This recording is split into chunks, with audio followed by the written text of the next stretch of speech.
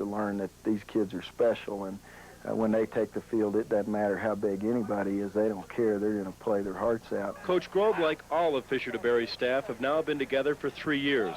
And because of that, you can bet the football coaching world has even gotten a little smaller. We really get along well together. You know, we're a close-knit group. We love Fisher DeBerry, to be honest with you. That's why we've stayed together for that long. It's hard to find a head coach in college football today who, you know, really acts like he's still an assistant and treats all the assistants like they're equals. Coach, I know Jim does a great job for you. Oh, boy, what a blessing Jim has been to me. And I thank Bruce Johnson for introducing Jim to me. Of course, I knew some coaches Jim had coached with, and he's just brought such great expertise and just a beautiful family to our family. Fisher, now we're going to meet a young man who had a whale of a ball game yesterday, one of those great linebackers for the Air Force Academy. Here's Lee Douglas again with a look at Ty Hankamer.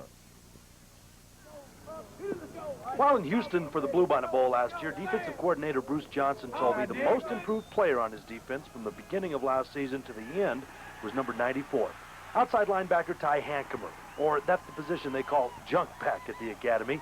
That's sometimes a linebacker and sometimes a lineman. Now, along about midseason, Ty beat out Chuck Kinnaman for the starter spot at junk, and things started to change. I think Ty, as he got confidence, just took over the position, and he has been a real surprise. And I finally understood the defensive philosophy of keeping it inside and giving up a little but not giving up the big one. And it just, through experience and time, I feel like I've been able to improve. Was there any one game that stands out in your mind last year? Texas game for sure. I'm from Texas, and that was just a fantastic moment in my life to beat the Longhorns in Texas. Ty went up this season 12th on the team with 33 tackles, including 7 quarterback sacks, and this safety on Utah quarterback Larry Eggert. This season, more of the same. Remember this crucial recovery of a Garza fumble in the UTEP game. But Ty tells me there's still room for improvement. Well, I've got to get a lot better, Lee. I've got to get in more pressure on the quarterback. Of course, we're in the WAC, and we have a lot of passing situations, and I've got to put more pressure on the quarterback. And Coach Johnson tells me when Ty makes up his mind to do something, not to worry. So no need to worry about Robert Ty Hankamer, the 6'1", 220-pound senior from Temple, Texas. When asked about his long-range goals, Ty talks about possibly another WAC championship and another bowl season, and something even more important. Oh, I still think about that May 28th graduation day. But, yeah, I'm looking forward to them, but I'm going to make the most out of my last year here. When it's all over and that May 28th graduation day rolls around, what's next for you? Oh, I'm just trying to be the best officer I can in the Air Force. For Air Force Football 86, I'm Lee Douglas.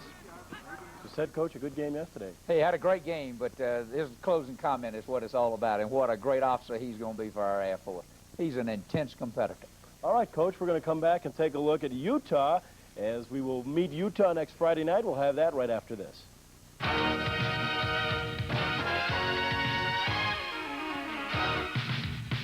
Weekend in the WAC. A lot of scoring going on, I'll tell you that, John, and that's a typical weekend. Let's take a look. And Hawaii didn't play. El Paso, Iowa might be one of the best teams in the country as they bombard UTEP.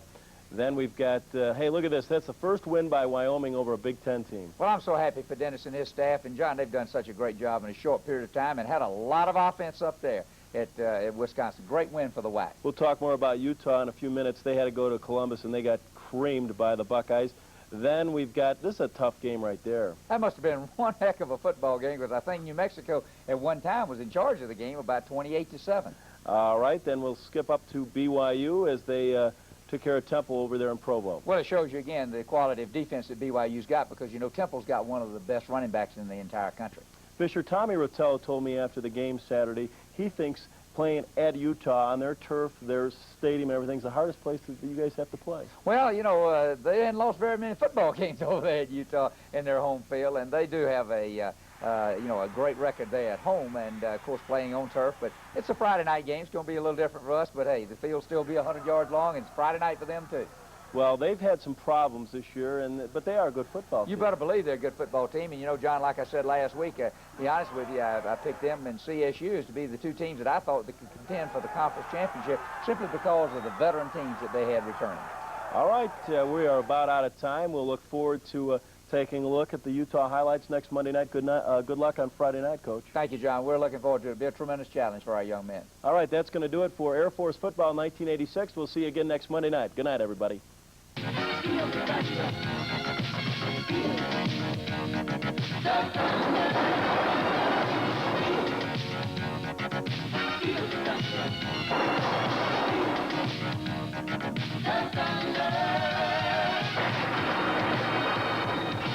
TV 13, the leader in sports television, presents Air Force Football 1986 with head coach Fisher DeBerry. Sponsored by the First National Bank, McDonald's, USAA Insurance, and True Value Hardware. Now your host, John Eves.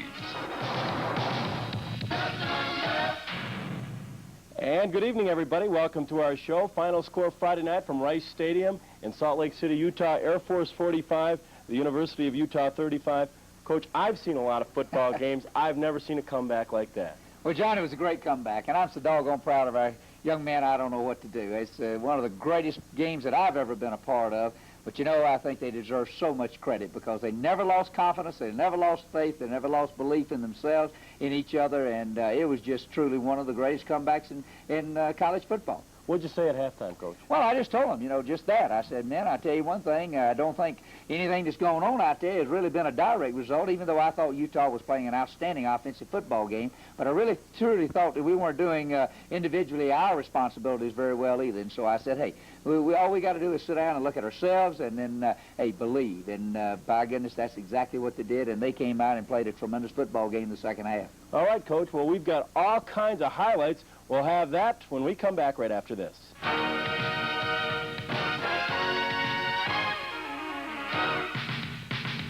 Beautiful night and a tough place to play. Well, Rice Stadium's a tough place to play. John, if you look at the annuals, boy, you'll see they hadn't lost very many games at home. And it was a beautiful night. Praise the Lord for that. And it was a beautiful weekend because we got an opportunity to go over and visit Rob Faddis, one of our teammates who was injured in an automobile wreck and is still in a coma over there. And it was a memorable day for a lot of us. I know they won the toss. Well, they won the toss, and, of course, they elected to receive. And so that showed the confidence that they had in their offense. And, of course, Chris does a great job here and kicks it down in the end zone. We were concerned about their kickoff return. They've got tremendous speed. Well, Egger had a tremendous night. Hey, and you know, what a great career he had. Threw for over 3,000 yards last year, 18 touchdowns.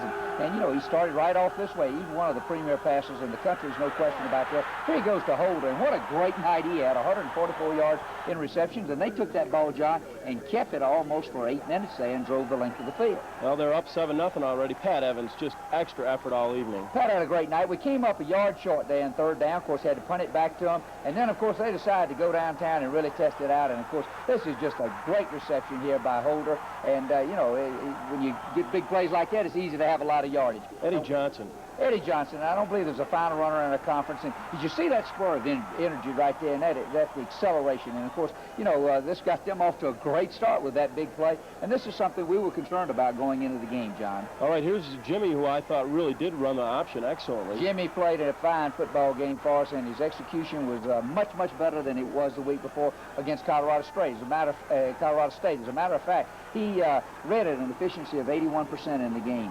Going to Tyler Barth, and really your offense is clicking. You just haven't had the ball much. Look at Pat Evans. Well, we sort of surprised them a little bit, and they had a game plan, and sort of surprised us that first series, to be honest with you. But we got locked into what they were doing, and Jimmy read the option there very well and gave it to Pat, and he took it in for us. And you know, we're back into the ball game. Here's Johnson again, and like you said, as much speed as anybody you're going to play against. Yeah, he really does. And Kevin Martin bringing him down there, but you know, we overran him a good bit. But again, explosiveness, acceleration, being able to turn, and again, of course, they go to Jenkins right here, and you know, they're back in good command of the situation. Well, they're up 21-7. That's the end of the first quarter, but they're not done yet in the second quarter. But we come out with Jimmy here, and he really got hit hard. Well, he really did. And to be honest with you, John, we had to change our protection a little bit in the ball game. And of course, we threw 3 passes in this game that had we had just a little better protection and had we anticipated their coverage a little bit better, boy, they would have been big plays, and that was one of them.